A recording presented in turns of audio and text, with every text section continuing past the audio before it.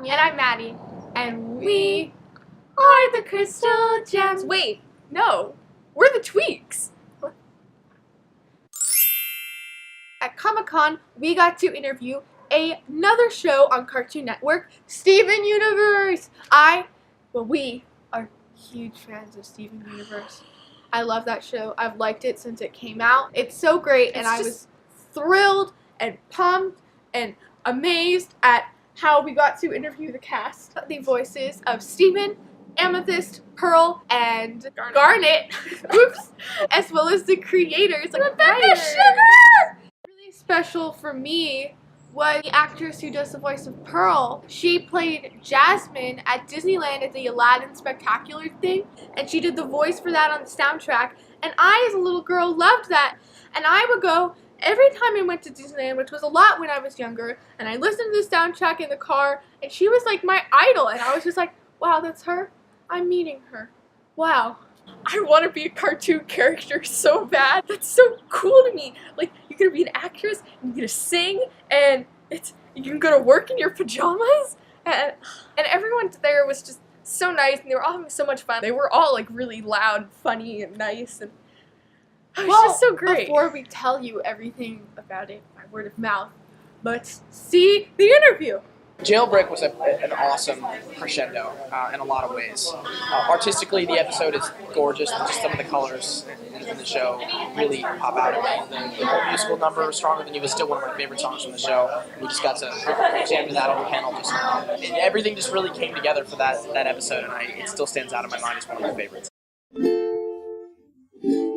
Yeah, one of the things about the show is that we really try to make sure that the expressions always fit sort of the characters' personalities and emotions. I would always tell everybody, Steven turns around and he's doing a funny face. It's like, Star eyes. Yeah, like a funny face by itself is a joke, It's like, a joke isn't just the setup punchline. A joke is also something that just like hits you and you're just like, that's funny and I know that's funny. Like, make that expression funnier and like make this moment like, more about like the character's core of being. I always try to lock in on the characters and who they are.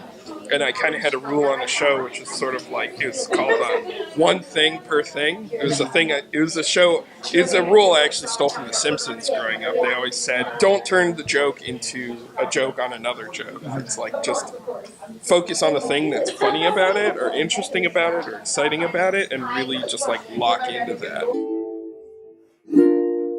I mean, the biggest thing I hear all the time is about Steven, and why one of the reasons I love playing him is he's such a kind, caring soul. He has a lot of optimism, and he has a great amount of compassion for his family and friends, especially, but everybody. He's very, very open to everyone. It's the type of personality that I feel like, as the protagonist of the show, it gives a good message, and it preaches this attitude of being accepting of all kinds of people and giving people the benefit of the doubt. I've settled in now, but while my voice was changing, it was very difficult for me. I was working on a couple other shows where I was playing even younger characters, and I couldn't do my voice got too deep. But because of the nature of how I do Steven's voice, it was just a sort of a thing that I gradually just changed over time as my voice changed, and it has kind of aided Steven's arc as a character as well, because Steven has kind of grown up as the show's gone on. He's matured into his powers and his role in the Crystal Gems, and I've been growing up at the same time, so it has even helped in a certain way. That's actually the hardest part of the show for me, especially after my voice changed, because I've been singing longer than I've been acting, and that's what got me into this whole thing. But singing in a character voice was something brand new for me. It's very difficult, Steven's voice specifically, because the technique of doing his voice doesn't lend itself well to my normal style of singing, which made it difficult, especially once you added on the layer of my voice changing and cracking at every corner. It was really stressful for me for a while, because every week I was like, I had to go in and make sure my voice was in correct condition, and trying to manage a voice that I didn't even really know how to use. It was very challenging for a while, but now that it's settled in, I feel more comfortable with how I can manipulate it. I didn't directly, but so often I'll hear a line on an episode that I recorded over a year ago, and I'll think, wow, that really sounds like Ash Ketchum. Who, I mean, Pokemon was my childhood in a nutshell. And I've actually got to spend a lot of time with Veronica Taylor lately at conventions, and she's an awesome human. I feel like she has some sort of subconscious influence on how I do these certain line mates. Every now and then it just shines through a little bit. So certain things just from my childhood that are there, but I don't mean to have them there. They just kind of come out of me.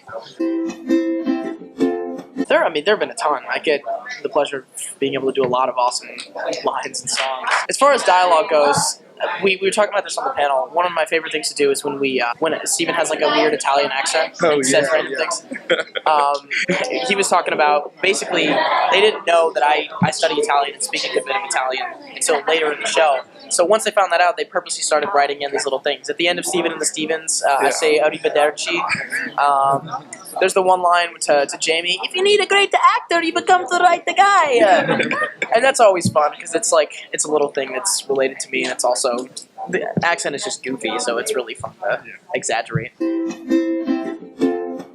It has evolved over time, because the first time I saw it, it was the pilot drawings, and those were, I mean, Steven didn't change too much compared to some of the other characters, but still, there was a marked difference there. His proportions changed a little bit. Right.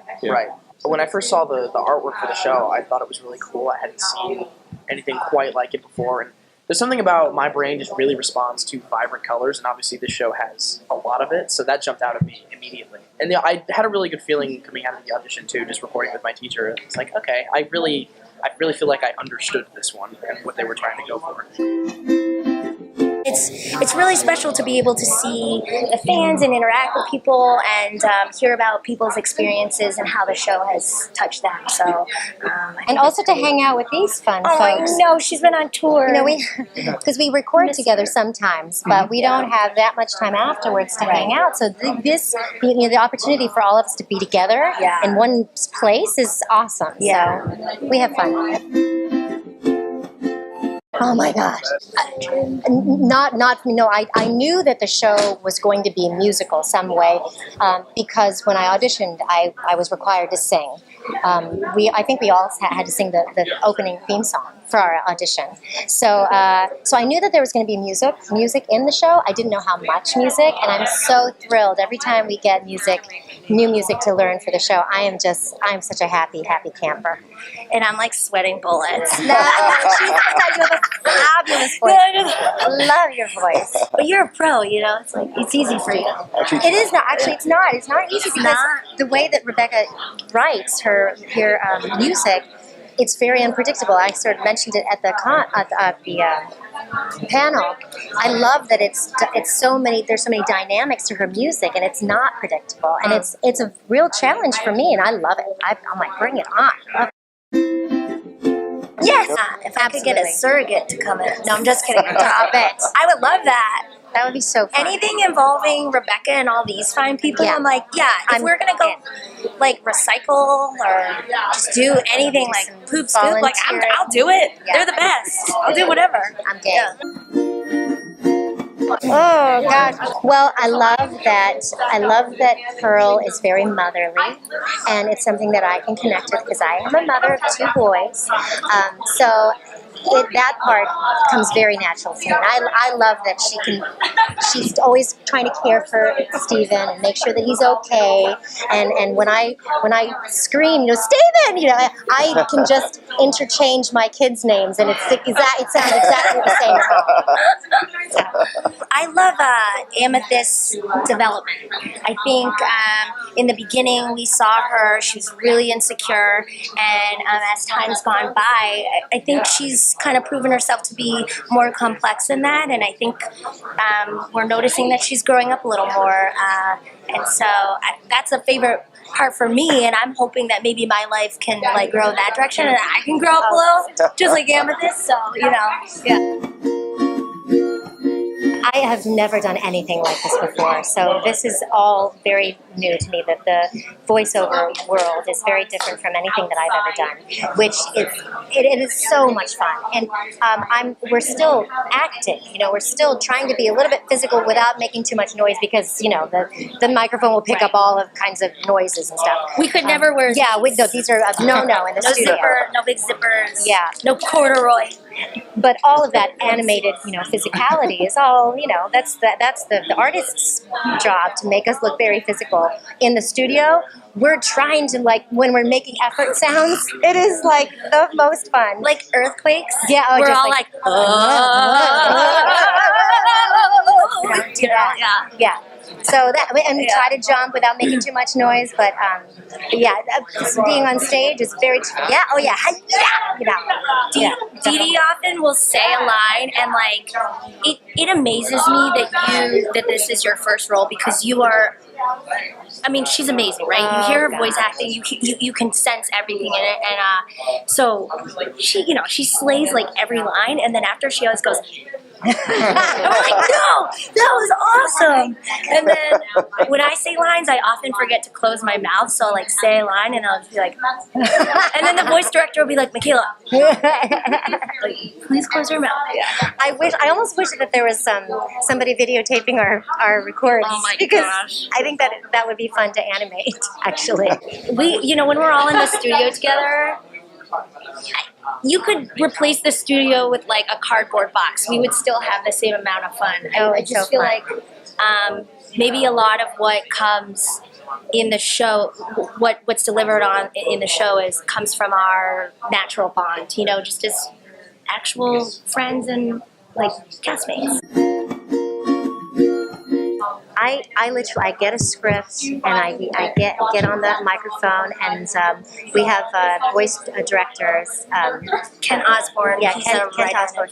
So he's our what do you call it? Not a voice director, but he's a voice director. Is that what he does?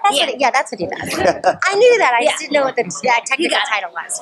But so he will, or Rebecca, or whoever is voice directing that day, we'll do like we'll say the line 3 times, and then from that they will pick and choose what they like best, what fits.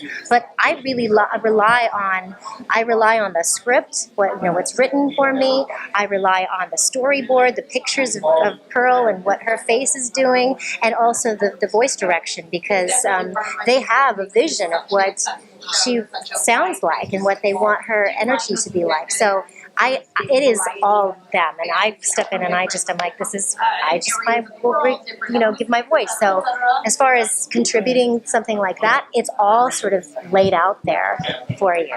We just do the best best we can to try and recreate what they, are envisioning.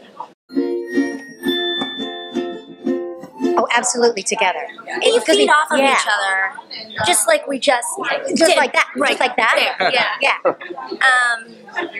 It's really nice to be in the booth with each other, especially if there are lines, like really quick lines in a row. They'll have us run it a few times back to back, where we're just doing funny exchanges, and they always get like super wacky, like what, where, when, and it's like built every time. This is Garnet, back together, and I'm never going down at the hands of the likes of you, because I'm so much better. We're not very different. The way Rebecca writes the character, I don't know what powers she has.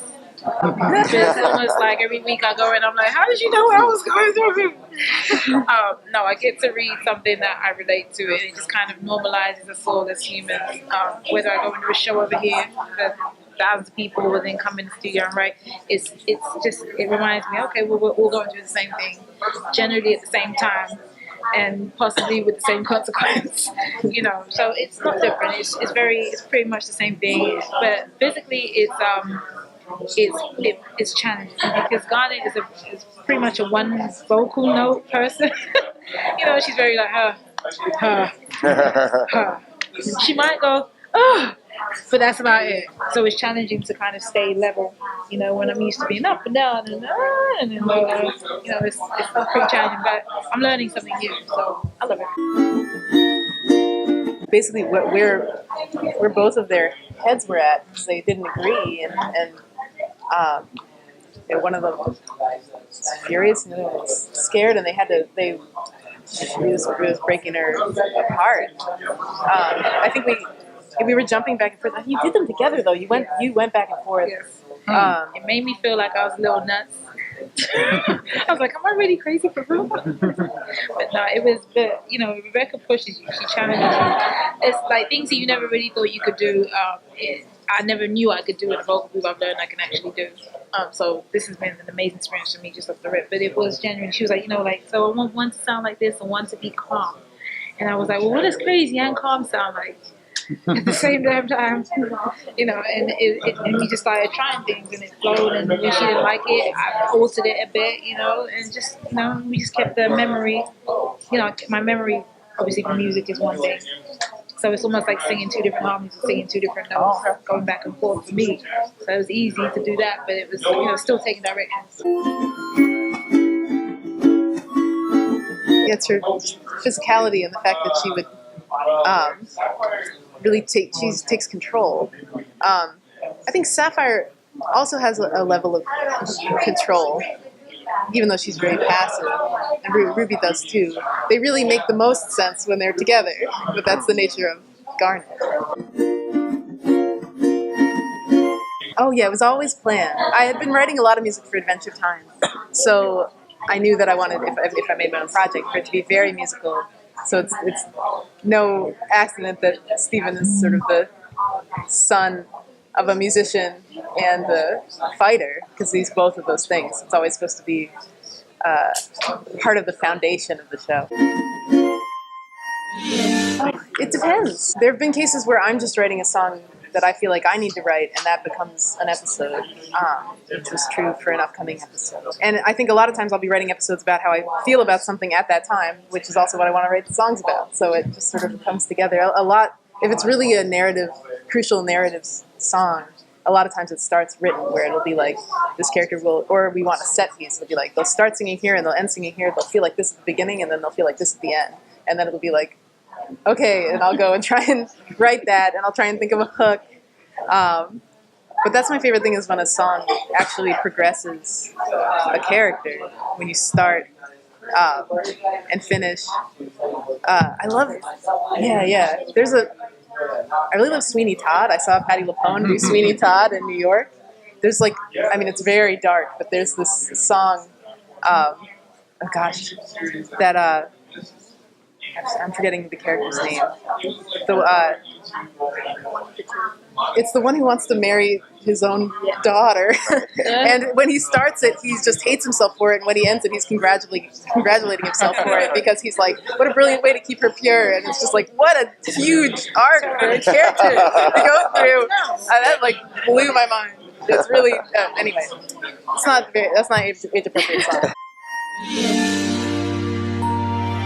There's this Bob Fosse quote that I love that is about how if a character can't express themselves completely enough by speaking, then they'll sing, and if that's not enough, then they'll dance. And so the reason to do a musical number is because just speaking what's going on is not enough to express that feeling. So that's where we put them. Something like Amethyst situation, it's too nuanced and complicated to explain by her just saying something to Stephen. It would have to be expressed that way.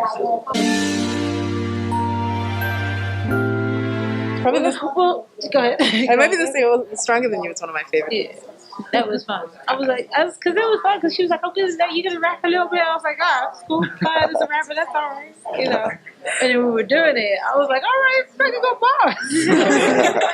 It was fun. It's all fun. It's never a day we go in there and I'm like, this is terrible. Never a day. So tell me. I would tell her, I don't know. Maybe we should, but you never had that experience, because it's, she'll, on the record that we've done, she's come to me and been like, hey, and I'm just like, what are you asking me for? You already know what you're doing, She's always like, no, but look, I wanted to, and so I already know where she's going with it, and I'm kind of prepared to go in and do it, Yeah. So it's always good vibes. Stronger Than You is fun. And it's stronger than you. Those are words. Steven is aging. Yeah, he's been aging. But he does not age like a human. Stevens? Where's your brother? Hold up. Yeah. That's a real question. Yeah, do you mean my real brother? Do you mean in the show? In the show. Or both. There's a Lonely Blade fighting game that Steven in the show really likes to play. Everybody loves it. Like, it's insane. Like, everyone's kids watches it. They're like, yo, my daughter loves you. And I'm just like, well, thanks. Did your daughter know my dad? You like, you know, it's weird to me because I always wonder, like, what does your daughter know of mine? And then they're like, oh, Steven, you know. I'm like, oh yeah, that's right. But no, they love it. It's a boundary crossing, energy crossing, like audience crossing show. It's just everyone loves it. You know, I have friends that didn't know it was on. We hung out every single day and have just hit me like, yo, oh my god. I'm like, did you not hear my voice? Like, what the heck? You know, it's very real life. It's crazy. But you know, everyone's in their moments, but when it clicks, and it's a wonderful thing when it does click. You know, I love it. I'm all for it.